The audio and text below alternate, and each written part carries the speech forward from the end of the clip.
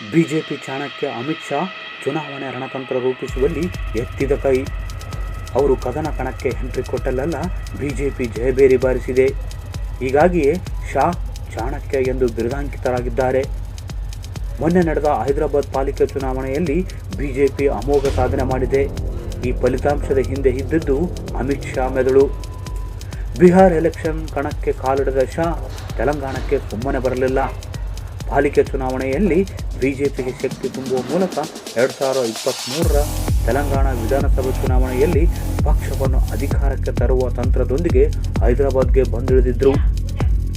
TRS ದುರಾಡಳಿತ, ನಿರುದ್ಯೋಗ ಸಮಸ್ಯೆ ಹಾಗೂ ಆಡಳಿತ ವಿರೋಧಿ ಅಲೆ ಬಳಸಿಕೊಂಡು ಪಾಲಿಕೆ ಚುನಾವಣೆಯಲ್ಲಿ 48 ಸ್ಥಾನಗಳನ್ನು ಗೆಲ್ಲುವ ಮೂಲಕ ಬಿಜೆಪಿ ಯಶಸ್ವಿಯಾಗಿದೆ. ಈ ಮೂಲಕ ಟಾರ್ಗೆಟ್ ತೆಲಂಗಾಣಕ್ಕೆ ಚಾಲನೆ ನೀಡಿದೆ. ಟಿಆರ್ಎಸ್ ಓವೈಸಿ ಪಕ್ಷದ ಸದ್ದಡಗಿಸಿದೆ ಬಿಜೆಪಿ.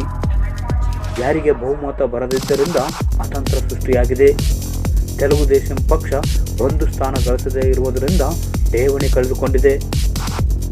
2016ರ ಪಾಲಿಕೆ ಚುನಾವಣೆಯಲ್ಲಿ ಬರೀ 4 ಸ್ಥಾನ ಗಳಿಸಿದ್ದ ಬಿಜೆಪಿ ಈಗ 48 ಸ್ಥಾನಗಳನ್ನು ತನ್ನದಾಗಿಸಿಕೊಂಡಿದೆ. ಇದಕ್ಕೆ ಶಾ ರೂಪಿಸಿದ ರಣತಂತ್ರವೇ ಕಾರಣ. ಚುನಾವಣೆಯಲ್ಲಿ ಹಿಂದುತ್ವ ಕಾರ್ಡ್ ಬಳಸಿ ಮತದಾರರ ಗಮನ ಸೆಳೆಯುವಲ್ಲಿ ಬಿಜೆಪಿ ಯಶಸ್ವಿಯಾಗಿದೆ. ಯುಪಿ ಸಿಎಂ ಯೋಗಿ ಆದಿತ್ಯನಾಥ್ ಪ್ರಚಾರ ನಡೆಸಿರುವುದು ಫಲ ಕೊಟ್ಟಿದೆ. ಮತ್ತೊಂದೆಡೆ ತಾನು ಅಧಿಕಾರಕ್ಕೆ ಬಂದರೆ ಹೈದರಾಬಾದ್ ಹೆಸರು ಬದಲಿಸಿ ಭಾಗ್ಯನಗರ ಎಂದು ಮರುನಾಮಕರಣ ಮಾಡುವುದಾಗಿ ಹೇಳಿರುವುದು ಮತ ಬ್ಯಾಂಕ್ ಸೃಷ್ಟಿಸಿದೆ. ಇನ್ನು ಫೈರ್ ಬ್ರ್ಯಾಂಡ್ ಎಂದೇ ಬಿಂಬಿತವಾಗಿರುವ ತೆಲಂಗಾಣ ಬಿಜೆಪಿ ರಾಜ್ಯಾಧ್ಯಕ್ಷ ಬಂಡಿ ಸಂಜಯ್ ಕುಮಾರ್, ಕೇಂದ್ರ ಸಚಿವ ಕಿಶನ್ ರೆಡ್ಡಿ ಹಾಗೂ ಸಂಸದ ತೇಜಸ್ವಿ ಸೂರ್ಯ ಅವರ ಅಬ್ಬರದ ಕ್ಯಾಂಪೇನ್ ಕೂಡ ಮತದಾರರ ಮನ ಗೆಲ್ಲುವಲ್ಲಿ ಯಶಸ್ವಿಯಾಗಿದ್ದಾರೆ.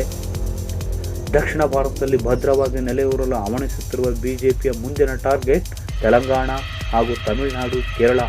ಈ ನಿಟ್ಟಿನಲ್ಲಿ ಅದು ಕಾರ್ಯತಂತ್ರ ರೂಪಿಸುವಲ್ಲಿ ನಿರತವಾಗಿದೆ. ಒಟ್ಟಿನಲ್ಲಿ ಬಿಜೆಪಿ ಈಗ ಉತ್ತರದಿಂದ ದಕ್ಷಿಣದತ್ತ ದಂಡಯಾತ್ರೆ ಕೈಗೊಂಡಿದೆ.